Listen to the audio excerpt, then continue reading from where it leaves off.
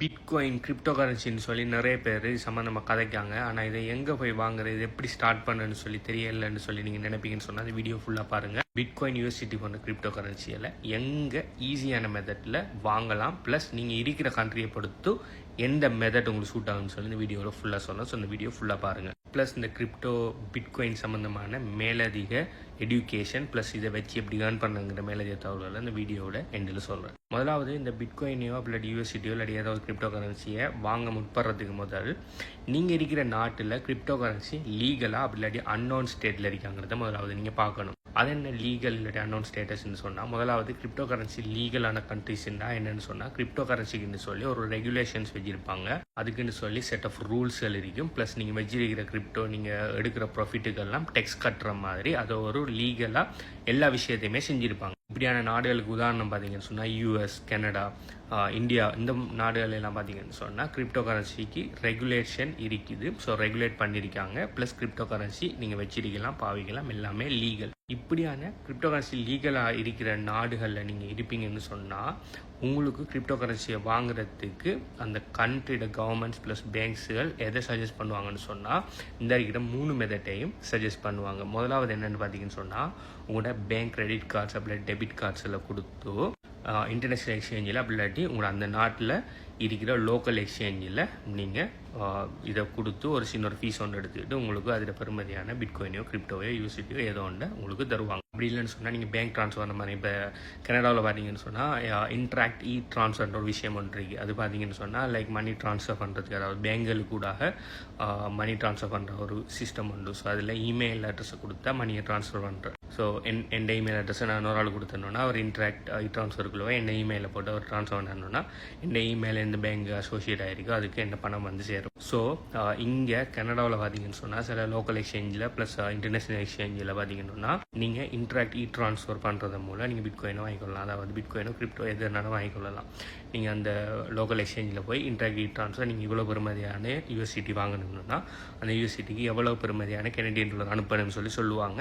அதுக்குரிய email address தருவாங்க. அந்த இமெயில் அட்ரஸுக்கு நீங்கள் அந்த பணத்தை அனுப்பிக்கணும்னா உங்களுக்கு அவங்க கிரிப்டோவை உங்களோட அந்த பர்டிகுலர் எக்ஸ்சேஞ்சுக்கு அனுப்பிடுவாங்க. அதுக்கப்புறம் அதை வச்சு நீங்கள் ட்ரேட் பண்ணலாம். அப்படி உங்களை ஹாஃப் டே வாலெட்டுக்கு எடுத்து போகலாம், இல்லாட்டி ஃபார்ம் பண்ணலாம், பொட்டில் போடலாம், என்ன வேணாலும் நீங்கள் செய்யலாம். 3வது மெத்தட் பார்த்தீங்கன்னு சொன்னால் பிட்காயின் ஏடிஎம்ஸ்ன்னு சொல்லி இப்போ கனடாவில் நிறைய பிட்காயின் ஏடிஎம்ஸ் நிறைய க்ரோசரி ஸ்டோர்ஸில் இருக்கும், மால்ஸில் இருக்கும், கன்வீனியன்ஸ் ஸ்டோரில் இருக்கும். இப்படி நிறைய இடத்துல பிட்காயின் ஏடிஎம்ஸ் இருக்குது. நம்மளோட நார்மலாக நம்ம கேஷ் ஏடிஎம் மாதிரி பிட்காயின் ஏடிஎம் இருக்கும். அதுக்கு நான் ஆல்ரெடி ஒரு வீடியோவும் செஞ்சுருக்கேன். பிட்காயின் ஏடிஎம் எப்படி இருக்குன்னு சொல்லி பாருங்கன்னு சொல்லி ஆல்ரெடி ஒரு வீடியோ செஞ்சுருக்கேன். லைக் 2 இயர்ஸுக்கு முதல்ல செஞ்ச வீடியோ அது. நீங்கள் உங்களோட பிட்காயின் ஏடிஎத்துக்கு போய் ஓகே நீங்கள் என்ன பண்ணலாம்னு சொன்னால், உங்கள்கிட்ட பிட்காயின் இருக்கும்னு சொன்னால் உங்களோட வாலெட்டில் உங்களோட பிட்காயின் அந்த ஏடிஎத்துக்குள்ளே ட்ரான்ஸ்ஃபர் பண்ணிவிட்டு லோக்கல் கேஷ் எடுத்துக்கொள்ளலாம். நம்ம கனடாவில் கெனடியன் டாலர் எடுத்துக்கொள்ளலாம். அப்படி இல்லாட்டி உங்கள்கிட்ட கெனடியன் டாலர் இருக்கும்னா அதை பிட்காயின் ஏடிஎத்துக்குள்ளே ஃபீட் பண்ணிவிட்டு நீங்கள் உங்களோட வாலெட்டுக்கு பிட்காயின் ஏடிஎத்தில் வாலெட்டிலேருந்து கிரிப்டோவை ட்ரான்ஸ்ஃபர் பண்ணி எடுத்துக்கொள்ளலாம். அப்படி இல்லைன்னு சொன்னால் உங்களோட இன்ட்ராக்ட் ட்ரான்ஸ்ஃபர் மூலம் உங்களோட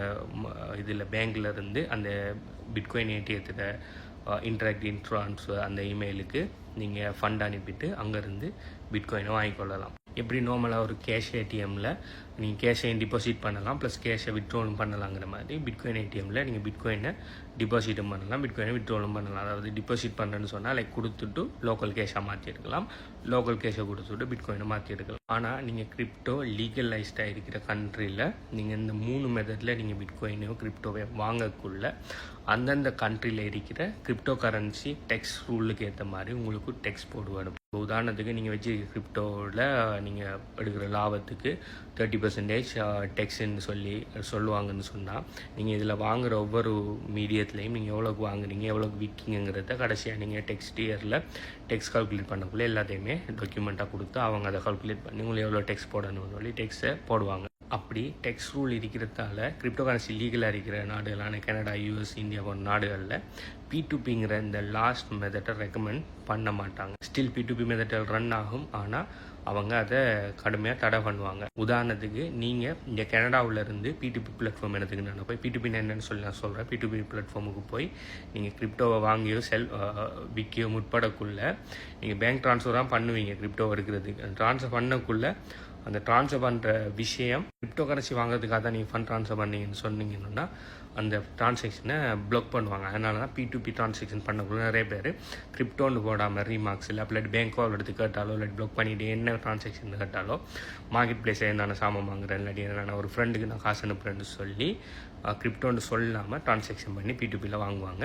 ஸோ இப்படி P2Pயில் வாங்குறதே நான் ரெக்கமெண்ட் பண்ண மாட்டேன். ஆனால் லைக் கிரிப்டோ கரன்சி லீகலைஸ்டான இந்த மாதிரி கனடா யூஸ் பண்ண நாடுகள்லையும் P2P ரன் ஆகும். என்ன காரணத்துக்குன்னு சொன்னால் அந்த டெக்ஸ்லேருந்து தப்பிக்கிறதுக்காக நிறைய பேர் P2Pயில் வாங்குவாங்க. ஏன்னா P2Pயில் நீங்கள் கிரிப்டோவை வாங்கி செல் பண்ணக்குள்ள பார்த்தீங்கன்னு சொன்னால் அது கவர்மெண்ட்ஸுடைய பேங்க்ஸுடைய கண்காணிப்புக்குள்ள வராது. ஓகே, ஸோ அதனால் அவங்களால உங்கள்ட்ட எவ்வளோ கிரிப்டோ இருக்குன்னு சொல்லி ட்ரெக் பண்ண முடியாது. இப்போ கிரிப்டோ கரன்சி வாலெட்டுகளை பார்த்தீங்கன்னு சொன்னால் நீங்களாக போய் இதுதான் இந்த வாலெட் இதில் இவ்வளோ வாலெட் கிரிப்டோ இருக்குன்னு சொல்கிற வரைக்கும் யாராலையுமே கண்டுபிடிக்கலாம். ஏதோ ஒரு ரெண்டு வாலெட்டில் இவ்வளோ கிரிப்டோ இருக்குன்னு சொல்லி பார்க்கலாமே தவிர அந்த வாலெட் உங்களோட தாங்கிறது நீங்கள் இந்த 3 மெத்தடில் கிரிப்டோ வாங்கினீங்கன்னா ட்ரெக் பண்ணலாம். ஆனால் P2P மெத்தடில் வாங்கினீங்கன்னா ட்ரெக் பண்ண முடியாது. ஆனால் நீங்கள் இப்போ கிரிப்டோ கரன்சி அன்னோனுங்கிற ஸ்டேட்டில் இருக்கிற ஒரு நாட்டில் இருப்பீங்கன்னு சொன்னால், உதாரணத்துக்கு ஸ்ரீலங்காவில் பார்த்தீங்கன்னு சொன்னால் கிரிப்டோ கரன்சி லீகல் இல்லை அன்னோனுங்கிற ஸ்டேட் அப்படின்னு சொன்னால் கிரிப்டோ கரன்சி இல்லைன்னா எந்த விதமான ரூல்ஸும் இல்லை, கிரிப்டோ கரன்சி எந்த விதமான ரெகுலேஷனும் இல்லை. நாளைக்கு கிரிப்டோ கரன்சியில் நீங்கள் ஏமாந்தாலோ ஸ்கேம் பண்ணாலும் அது சம்மந்தமாக எந்த நடவடிக்கையும் எந்த ஹெல்ப்பும் கூட பேங்க்ஸ் இருந்தோ கவர்மெண்ட்ஸ் இருந்தோ